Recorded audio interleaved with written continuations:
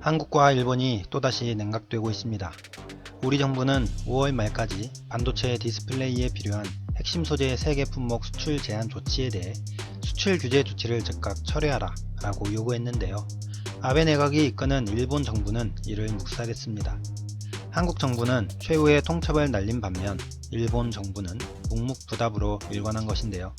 여기에 한 가지 상황이 더 벌어지고 있죠. 지난 2018년 우리나라 대법원은 일제 전범기업들의 강제징용 피해자들에게 배상하라는 판결을 내렸는데요. 전범기업들은 확정 판결에 불복하며 배상에 응하지 않았습니다. 이에 지난 6월 4일 법원이 관련된 서류를 공시송달 방식으로 전달하기로 했는데요. 이에 대해 일본 정부는 명백한 국제법 위반이라며 보복 조치를 취하겠다고 방침을 밝혔습니다. 일본 정부 대변인인 스가 요시히데 관방장관은 기자회견을 통해 구체적인 언급을 하지는 않았으나 일본 기업의 경제 활동을 보호해야 한다. 이러한 관점에서 모든 선택지로 의연하게 대처할 것이라며 일본 기업의 자산이 현금화될 경우 그에 따른 보복 조치의 가능성을 내비친 것으로 보입니다. 이에 일본 네티즌들의 반응이 궁금했는데 야후재팬 포털사이트 관련 기사에서 일본 내 반응을 살펴보겠습니다. 문 정권은 이념적 반일이다. 논의 여지 따윈 없다고 생각한다. 지금까지 특별 대우해주던 것은 그만두고 점점 제재를 강하게 해야겠습니다. 지금까지 일본 정부는 참고 인내를 거듭해왔다.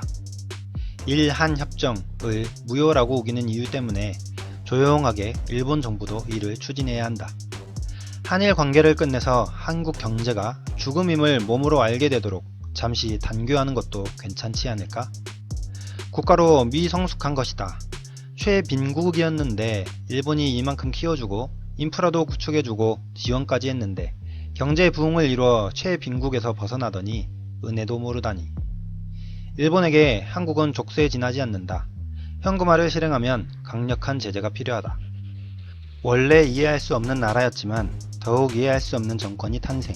일본의 적대 행위를 반복하고 있다. 영상을 만들면서 다소 충격적이었던 점은 좋아요와 싫어요의 비율이었습니다. 과연 일본이라는 나라에게 대한민국은 어떤 의미가 있는 것일까요? 한일 관계의 냉각 속에 국내 증시에는 애국 테마, 불매운동 테마가 생겼는데요.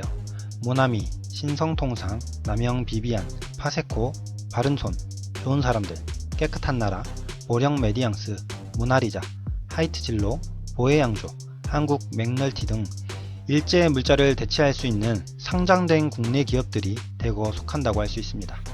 오늘도 영상 시청해 주셔서 감사합니다.